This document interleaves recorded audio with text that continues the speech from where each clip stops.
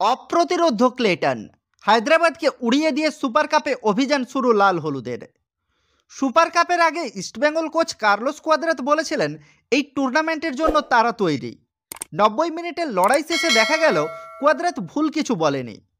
3-2 গোলে হায়দ্রাবাদকে উড়িয়ে দিয়ে সুপার কাপে অভিযান শুরু করলো লাল হলুদ শিবির। লাল হলুদের হয়ে জোড়া গোল করলেন অধিনায়ক ক্লেটন সিলভা, অন্য গোলটি করলেন সাউল ক্রেসপো। মরশুম শুরুর ইস্টবেঙ্গল আর এই ইস্টবেঙ্গলের যে কতটা তফাৎ তা বোঝা গেল খেলার শুরু থেকেই।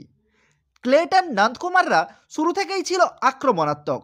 ম্যাচের 8 মিনিটের মাথায় নন্দকুমারের শট পোস্টে লেগে ফেরে, নইলে তখনই এগিয়ে যেতে পারত ইস্টবেঙ্গল।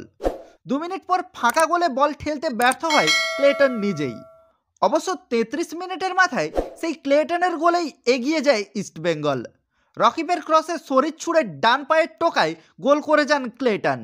গোল খাওয়ার পর কিছুটা আক্রমণাত্মক খেলা শুরু করে হায়দ্রাবাদ, কয়েকটা সুযোগও তৈরি করে তারা।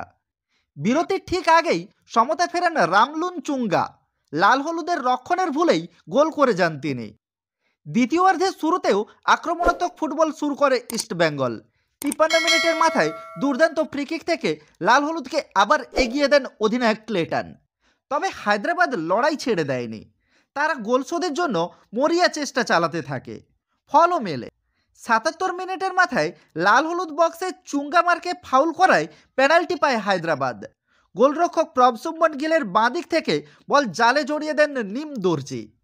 কিন্তু এই সময় ইস্টবেঙ্গল দলগত সংহতির নমুনা দেখালো, তার ফলেই পরের মিনিটেই আবার গোল করে এগিয়ে যায় লাল হলুদ বাহিনী।